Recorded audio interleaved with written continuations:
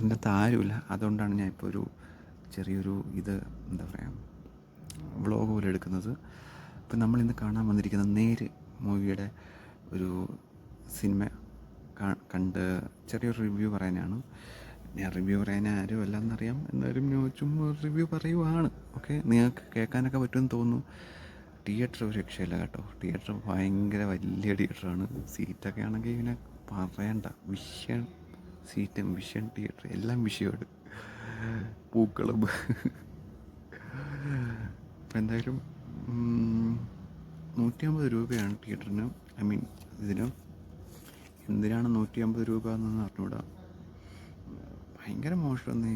നോക്കിയിട്ട് ഇതേപോലത്തെ ഒരു സിറ്റിയുടെ അകത്ത് 150 രൂപയ്ക്ക് ഞാൻ ഇതിന് മുമ്പ് ഞാൻ വന്നിട്ടുണ്ട്, പക്ഷേ ഈ തിയേറ്റർ ആണോ എന്ന് എനിക്ക് അറിഞ്ഞുകൂടായിരുന്നു. എന്തായാലും കുഴപ്പമില്ല. ഇനി പടം കഴിഞ്ഞിട്ട് ഫസ്റ്റ് ഹാഫ് ആകുമ്പോൾ, അല്ലെങ്കിൽ പടം കഴിഞ്ഞിട്ട് നമുക്ക് എന്താണെന്ന് ബാക്കി നമുക്ക് പറയാം.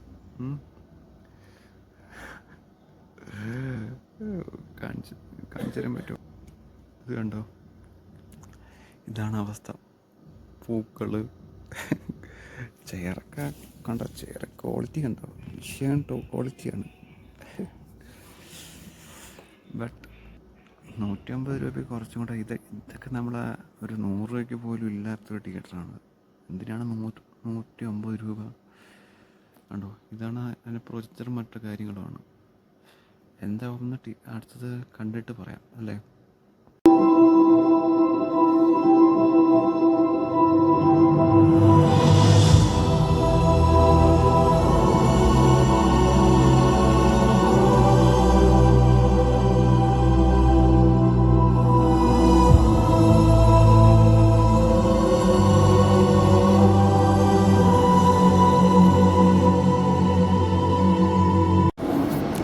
അപ്പോൾ പടം കഴിഞ്ഞു, ഇപ്പോൾ ഹോസ്റ്റലിലെത്തി.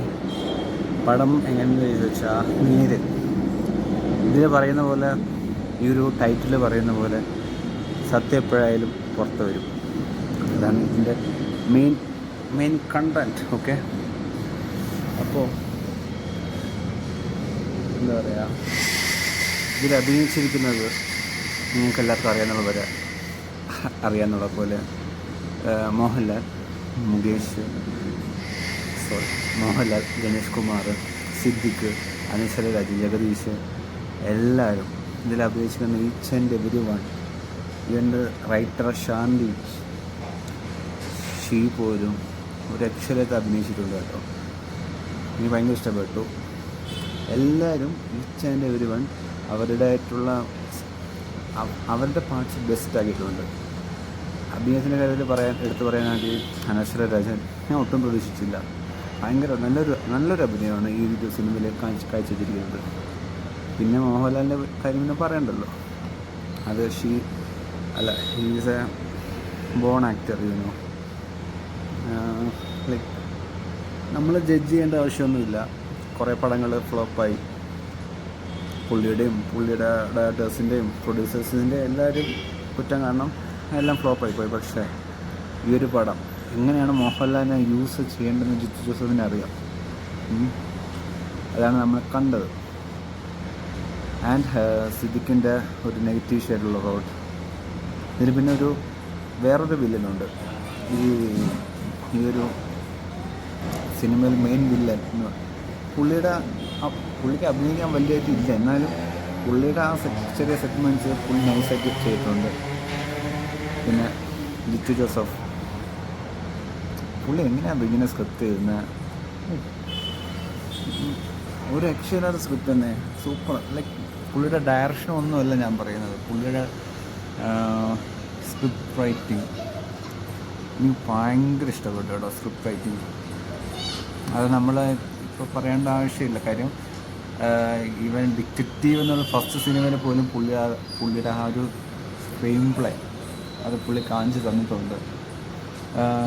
ഫിലിം ദൃശ്യമാണെങ്കിലോ മെമ്മറീസ് ആണെങ്കിലും നമുക്ക് എല്ലാവർക്കും അറിയാം പുള്ളിയുടെ സ്ക്രീൻ പ്ലേ അല്ലെങ്കിൽ സ്റ്റോറി റൈറ്റിംഗ് എങ്ങനെയാണെന്ന്. അത് ഇവിടെയും അത് തന്നെയാണ്. പിന്നെ സതീഷ് കുറുപ്പിൻ്റെ ക്യാമറ അതും ഓക്കെ ആയിട്ടുണ്ട്. പിന്നെ മോഹൻലാലിനെ കാണിക്കുമ്പോഴൊക്കെ ഒരു എന്താ പറയുക, ഒരു നാടൻ ഒരു സാധാ രീതിക്കുള്ളൊരു എന്താ പറയുക, അധികം ഹൈപ്പൊന്നും കൊടുക്കാതെ. ആൻഡ് ഇതിൽ അങ്ങനെ മെയിൻ ആക്ടർ എന്നുള്ള ഇതിലല്ല, ഈസ് എ വക്കീലാകുമ്പോൾ അതിൻ്റേതായിട്ടുള്ളൊരു ഇത് അത്രേ ഉള്ളൂ. അല്ലാതെ ഒരു ഭയങ്കര സ്റ്റാർഡമോ ആർക്കൊന്നും കൊടുത്തിട്ടില്ല, സ്റ്റാർഡമൊന്നും ആർക്കും കൊടുത്തില്ല. ആ കൂടെ സ്റ്റാർഡം കൊടുത്തിട്ടുള്ളത് ഇതിൻ്റെ വില്ലൻ്റെ അച്ഛന് ഒരു സ്റ്റാർഡം കൊടുത്തിട്ടുണ്ട്, അത്രേ മതി. പിന്നെ സിദ്ദിഖിനും അവർക്കേ ഉള്ളൂ സ്റ്റാർഡം എന്ന് വെച്ചാൽ ഒരു ഒരു ഇൻട്രോയോ അങ്ങനെ കൊടുത്തിട്ടുള്ളൂ. അല്ലാതെ വേറെ ഈവൻ മോഹൻലാലിന് പോലും ഒരു പക്കാ നോർമൽ ഒരു ഇൻട്രോയാണ് കൊടുത്തിരിക്കുന്നത്. എനിക്ക് ഇഷ്ടപ്പെട്ടു പടം. Overall is a nice movie. 2 time watchable, not 1 time. Like നമുക്ക് രണ്ടാമത് കാണുമ്പോൾ കുറച്ചും കൂടെ എന്തെങ്കിലുമൊക്കെ മനസ്സിലാവും. ഞാൻ ഒരു പ്രാവശ്യം കണ്ടിട്ടുള്ളൂ, അത് വേറെ കാര്യം. ഞാൻ കണ്ട തിയേറ്റർ നിങ്ങളെ കണ്ടല്ലോ, അത് വല്ലാത്തൊരു എക്സ്പീരിയൻസ് ആയിരുന്നു. പക്ഷേ പടം തുടങ്ങി നമ്മൾ ആ പടത്തിലൊരു മുഴുകി ചെന്നപ്പോൾ ഒരു കുഴപ്പമില്ല കേട്ടോ. എന്തായാലും ഇത്രേ ഉള്ളൂ. പടം ഇസ് എ നേര് and it is A wonderful film. എല്ലാവരും പോയി കാണണം. സൂപ്പർ പടമാണ്, നല്ല പടമാണ്. അടുത്ത തിയേറ്ററിൽ പോയി കാണണം, തിയേറ്ററിൽ പോയി തന്നെ കാണണം. ആഫ്റ്റർ കുറേ കാലം കഴിഞ്ഞ് മോഹൻലാലിൻ്റെ ഒരു ആക്ടിങ് നിങ്ങൾക്ക് കാണണമെങ്കിൽ ഈ പടം കാണണം. അത് നിങ്ങൾക്ക് കാണാൻ പറ്റും, അത് ഞാൻ ഉറപ്പ് പറയാം. യെസ്, ഞാൻ ഇതിൻ്റെ ട്രെയിലർ പറയുന്ന പോലെ സംഭവം കൊള്ളാം, ഇഷ്ടപ്പെട്ടു. അപ്പോൾ thank you so much, by.